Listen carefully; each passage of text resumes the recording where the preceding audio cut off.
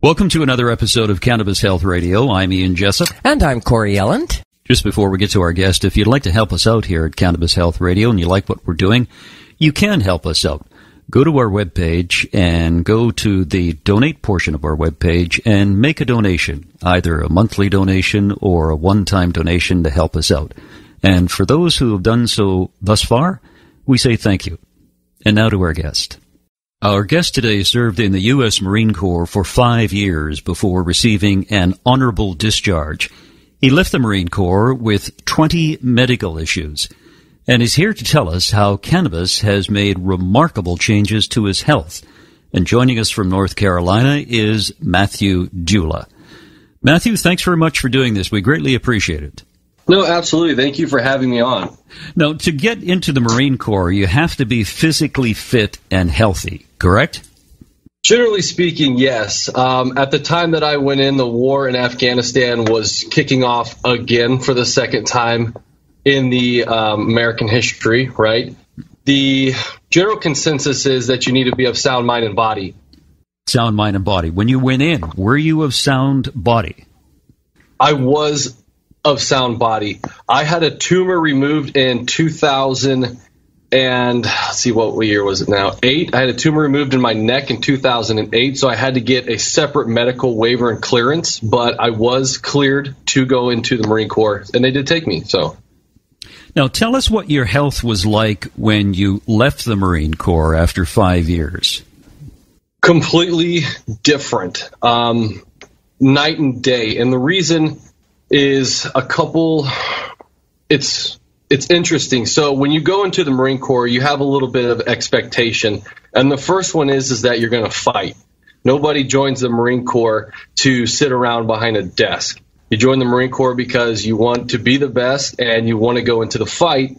I went in as an infantry mortarman, and right off the bat, within 4 months of being in the fleet, we deployed to Afghanistan.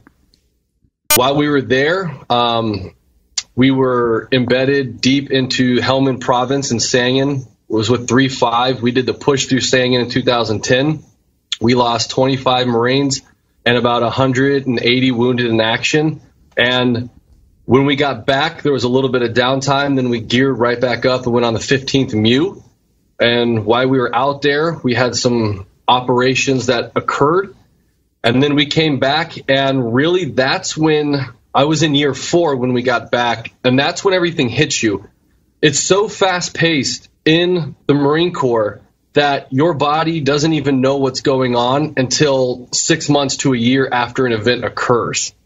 So your body doesn't have time to adapt because of the continuous stress? Is that it? That's definitely a huge part of it. When you deploy to high-tempo environments and you're hooking and jabbing constantly, the only thing that you care about is ensuring this mission is successful and the people around you come home with you. You don't care about your body. The conditions that you're living in are so subpar, the average American wouldn't even think about stepping toe into that. And the food, you're lacking nutrition, you're lacking hydration, you're constantly operating off of 2 to 4 hours of sleep, and you're heavily caffeinated, you're running stimulants, and that's just the way it goes. So when you come back, the only thing you care about is, oh, hey, I made it. This is cool. Now I'm going to have fun and enjoy my family and my time and hopefully whatever deployment money you have left. And you don't care about your health. You don't really care about all these things. And they catch up with you. You continuously run at such a high tempo and you do it over and over and over and over again. Things break. That's just human nature. So, Matthew, tell us what happened to you in year 4. So year 4, I knew that I wasn't deploying again. I tried to VERP out, which is the Marine Corps' way of letting you go to school early and closing out your contract. It was an uphill fight. The Marine Corps didn't want to let anyone go from our unit because of mission critical stuff. But that year, everything started to change physiologically within me. I started experiencing waking up in the middle of the night with tachycardia, just crazy type of body issues, tachycardia, anxiety, extreme anxiety, a little bit of depression. I was having not major heart issues, but I would say that it was starting to become an issue. When you're running with blood pressure of 150 over 100 constantly, even when you're sleeping, and your heart, when you wake up, is at 100 beats per minute, things aren't going in the right direction. And again, you're heavily stimulated. So you're doing caffeine, you're doing nicotine, you're doing no sleep, alcohol's in the mix. Basically treated my body like a garbage can. And that's the point where my body said, look, if you continue down this path, we're going to start breaking things and shutting things down. And that's when I realized that, wow, I get out in a year and I'm about to go back to civilian life. And if I don't do something to stop this process or reverse it now, I'm going to enter the civilian workforce completely jacked up. And getting out at 24 years old, you don't want to be on 5 or 6 prescription medications for the rest of your life. I didn't go into the Marine Corps like that, so I had some sort of sense to understand that maybe I shouldn't leave it like that. And I spent that last year of my 5 identifying solutions to pull me off these prescription medications. How many prescription medications were you on at the time? Definitely 5, and sometimes it would yo-yo up or down depending upon a interaction with another drug or a unforeseen kind of side effect, right? Like if you're on an anti-anxiety and a high blood pressure medication like a beta blocker, you can have anxiety that's driven just from that because you're trying to calm the mind and the body's trying to calm down. And that can drive sometimes this kind of feeling that you're going to die because your body's artificially slowing down. So there was a lot of times where I either wouldn't take the medicine or I just would take some of it, or if I would take all of it, it's because I was going through a really bad week, whatever the case was. And that kind of went on until I EAS'd out of the Marine Corps at year 5. Matthew, sorry to interrupt here, but what kind of medication were you on? Beta blockers, anti-anxiety, erectile dysfunction, GERD. I was on, what else was there? There was another high blood pressure medication as well as a prescription acid reflux, right? So there was like a prescription for the GERD, prescription for acid reflux, and all those other things. And, that's kind of depressing in and of itself. You're 24 years old and you're on an erectile dysfunction medicine. Were your symptoms and your issues unusual for other soldiers? They were not unusual at all. In fact, a lot of people were struggling with the same issues. They just didn't turn to the medical providers and instead turned to self-help, right? And the majority of the time, self-help is alcohol or violence or nicotine, right? Even if you did get prescribed something, again, these medications aren't, this isn't like taking vitamin C. When you're on an anti-anxiety, the load up phase on that is horrible. And I'm sure y'all have seen the studies that say, like, statistically, you're more likely to kill yourself in the first 2 weeks of getting on something like Zoloft because you really feel like you want to die. So it's not a good combination. And even if you do go and get these medications, because you're having the same kind of issues, you're still probably using alcohol. So now you're drinking on an anti-anxiety medication, and it's just a very terrible situation. Matthew, would soldiers go into battle on these medications? I personally did not see medication being used or issued into the battle space like this.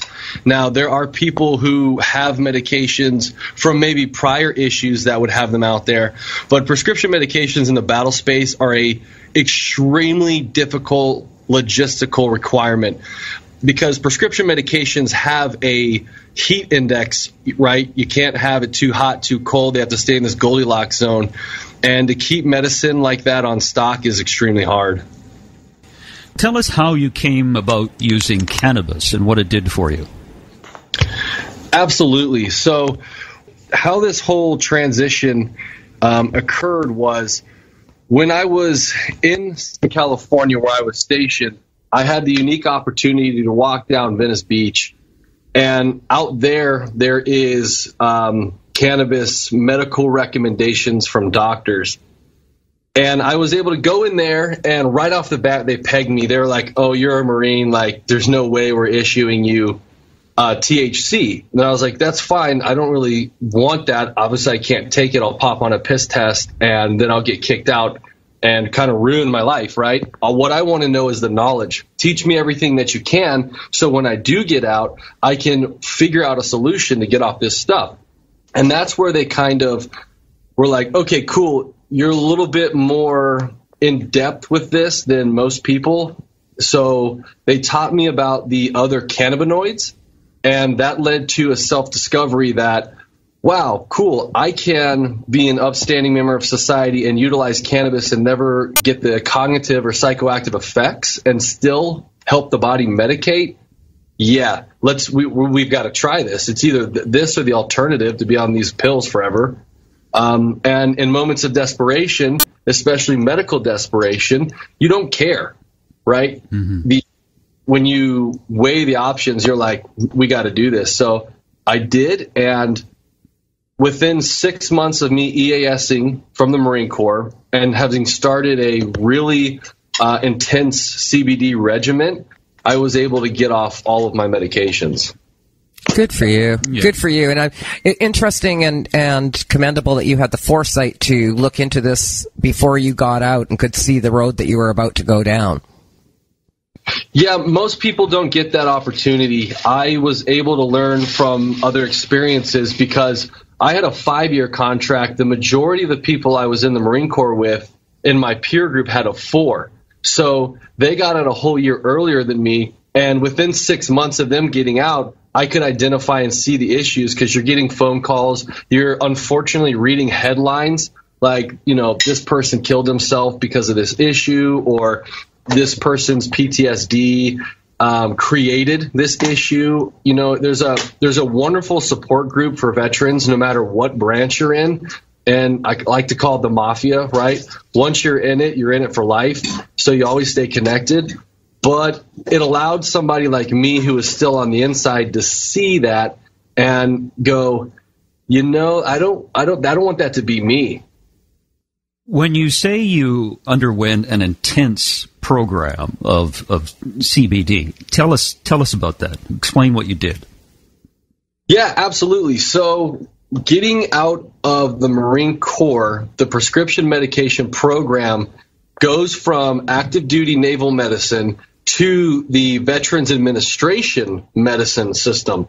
And until you get into the VA system, which could be years, your prescription medication lasts from the last thing that they give you while you're active duty. So you have like 90-day supply of medicine, and then that's it. Like, good luck. Here's your 90-day supply of 6 different mega pharmaceuticals. When they run out, that sucks to be you. Hopefully you get into the VA medical system and they'll take over, right? So what I did was, after identifying the research behind cannabinoids, especially CBD, I was able to pull dosing guidelines from, interestingly, the realm of caring out of Denver, Colorado. They work with Johns Hopkins University and provide people like me to be a participant in cannabinoid research studies, as well as issue CBD guidelines.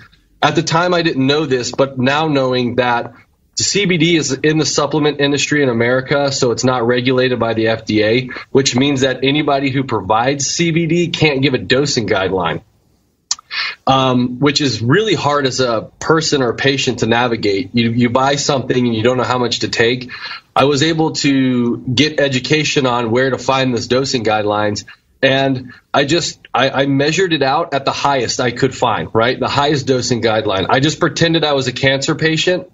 And what would a cancer patient do, right? Somebody who has, terminally ill, stage 4, 6 months to live, prognosis due. And that was roughly anywhere between 200 to 600 milligrams of CBD a day. And you just go from there. And what I did was I slowly started cutting my meds out of my system by halving the doses every week. So like Zoloft and anxiety medication, you can't just go cold turkey on that. Your body's addicted to that because it's an SSRI. Your brain will literally freak out if you don't take your pills. So I just half the dose every week. And I was able to smoothly get off that. CBD picked up, recreated homeostasis within the body. I allowed my mind to heal with various activities like meditating, yoga, just taking 10 minutes out of my day to breathe. Most people don't understand that we don't use our lungs to the full capacity. We're not pumping enough oxygen in our brains. We sit at a desk. We have bad posture. We take 10 minutes to allow our cells to get super saturated with oxygen. That changes the game for the whole day. So, and of course, when you're in battle, your system is revved up, isn't it? It's always 100%, 100% constantly. Absolutely. There's in the Marine Corps, there's something called the Cooper's Color Code, and it pretty much is an illustrative diagram via different colors on what the stress level is. And when people say seeing black, right, that's the highest stress level you can have. And I would say that you're probably in the highest stress category a month before you deploy, all the way to about 2 days after you get back, just because you have anxiety leading up to it. While you're there, it never goes away, ever. Even when you sleep, your body is still at 100%. And then when you come back, there's no real decompression time. You go straight from the battle space 2 days later to being home with your loved ones. And where is the time for you to process out what just happened?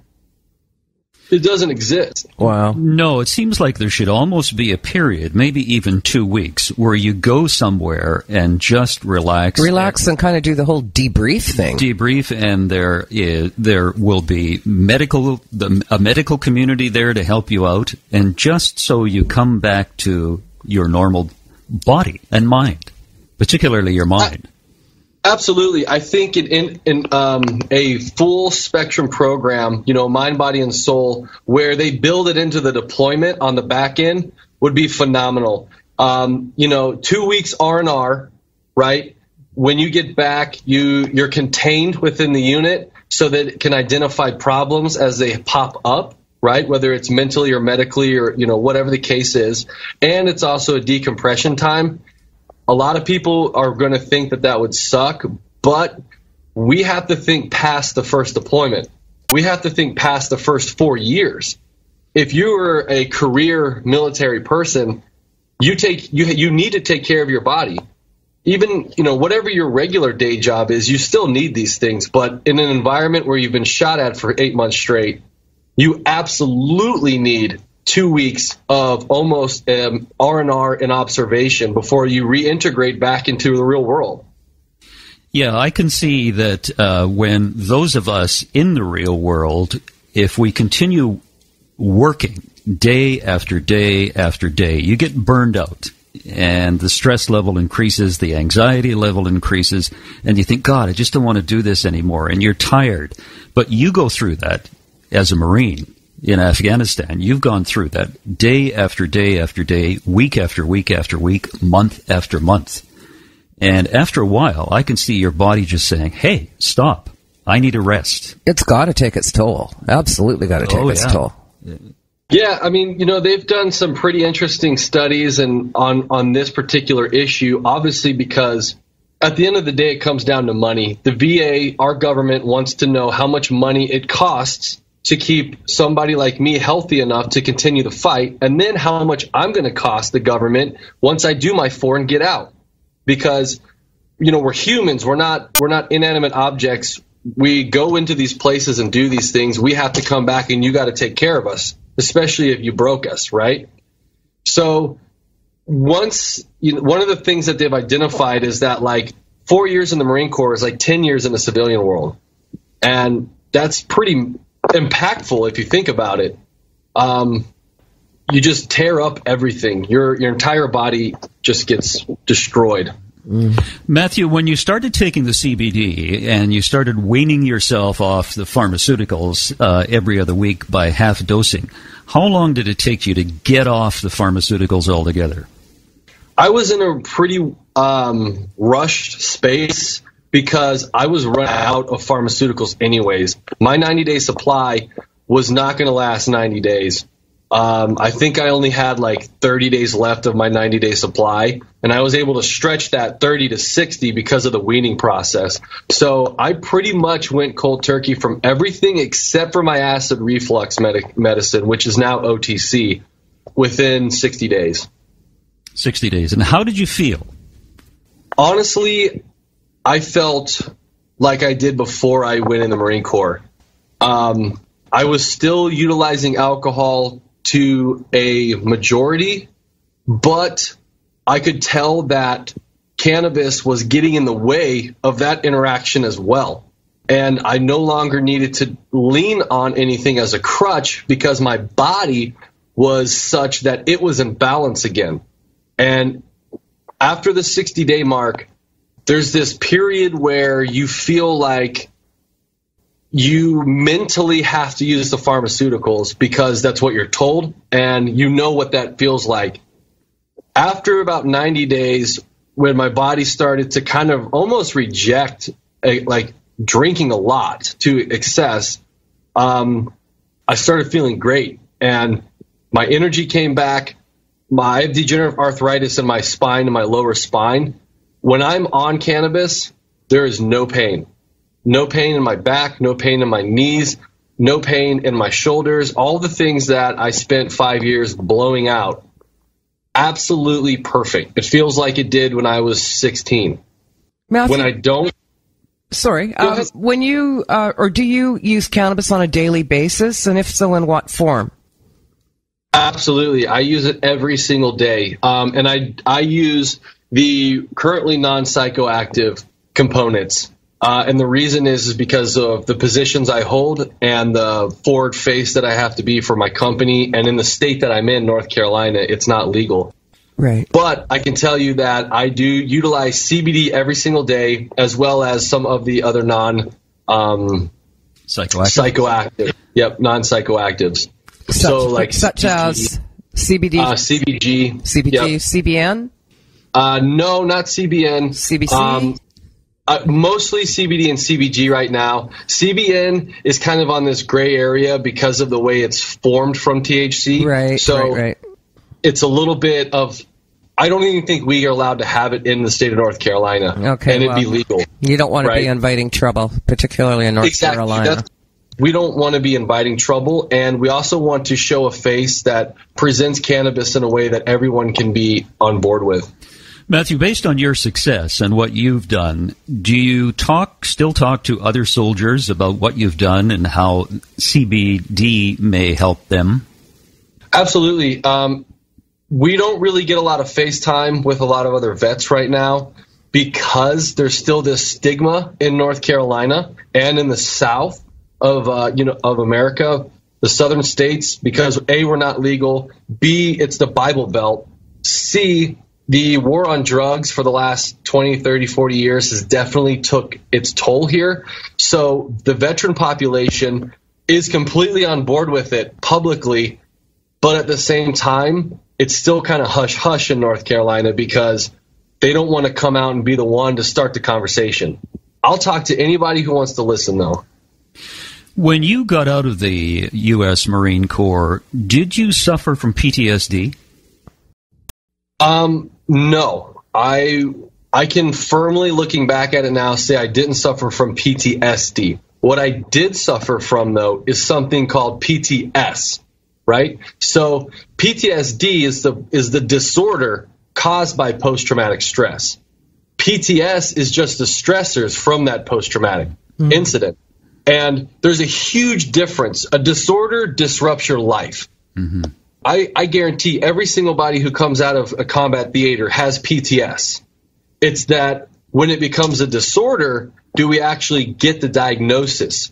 But I think we need to revamp and reform the system to identify and address PTS, because it does have its own issues. It's just not as far on the spectrum as PTSD. Now, when you went into the Marine Corps, what was your attitude toward marijuana?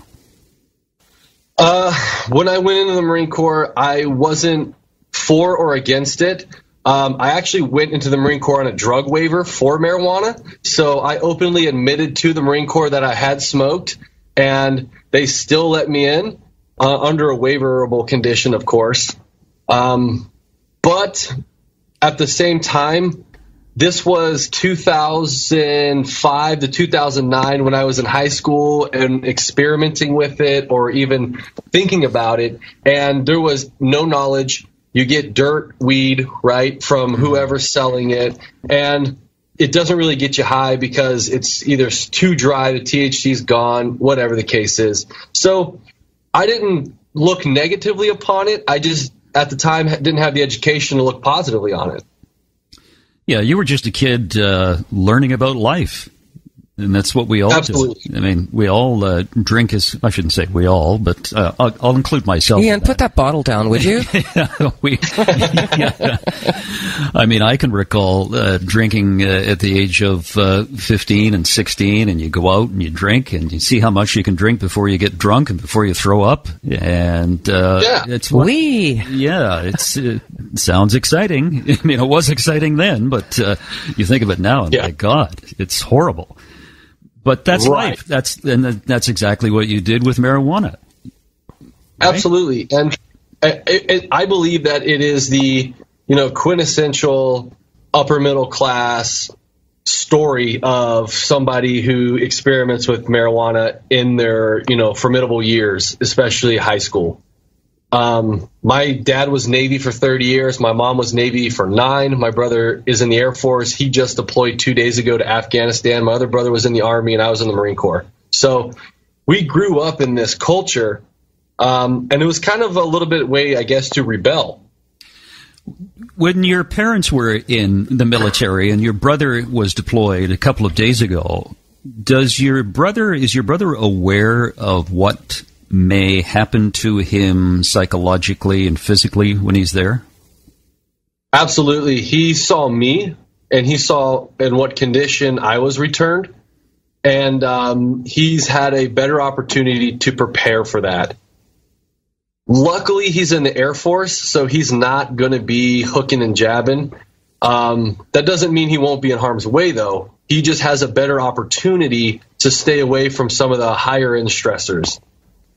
What is your attitude, or what is your opinion of the way veterans seemingly are ignored once they come back from deployment and once they're out of the military? Well, I think that during times of war, especially positive public opinion wars, when you come back from a deployment while you're still in, there's a huge reception. We were lucky to have the complete opposite of the Vietnam veterans return. We had the red carpet rolled out. We came back as heroes. Everyone kissed our feet, gave us whatever we want, loved us, and that put us on cloud 9. When you transition out of the military, especially coming from a combat MOS, you go from the biggest, tallest person on the totem pole to the great equalizer, which is the civilian world. And in the civilian world, nobody cares that you went over and did all this really cool stuff and you have 2 deployments or 4 deployments or 6 deployments. All they care about is that you have the qualifications for the current job that you're looking for. And then your stories become anecdotal, and you get the, hey, we appreciate your support. And there's a lot of amazing, genuinely people out there who care and actually cared what you did. But at the same time, you're also looked upon by our government as an issue that has to be filed, numbered, and dealt with for the rest of your life, that's going to cost taxpayers money, that is in a system that isn't designed to fast line or help you or get you medical attention that you need for the rest of your life. So on one hand, publicly, you feel like, okay, like I'm back in the civilian world and people still kind of, they'll listen to my stories. But on the other hand, you're dealing with a government who would rather, and this is a actual true story, would rather hold a meeting while you're having a panic attack at the VA than admit you and have somebody medically check you out. Yeah, it's, well, we won't get into it any further. I think that's good. It's great to hear that CBD has eliminated all of your medications, all of your medications. Do I have that right? Absolutely, all of them. Yeah, so you're off all of your prescription medications, and you're healthy, and you're much wiser than you were 5 years ago. Yeah, I would definitely say I'm much wiser than I was 5 years ago. Anything you want to say in conclusion, Matthew? Yeah, if I could, I really appreciate the opportunity, being able to share my story with you guys and whoever's listening. And I encourage anybody out there who is a veteran, and not just a veteran of the armed forces, but a veteran of any type of organization or entity which puts stressors on you, like EMS, firefighters, policemen, airline pilots. I mean, there's a whole host of people out there who experience things that can be alleviated with cannabis.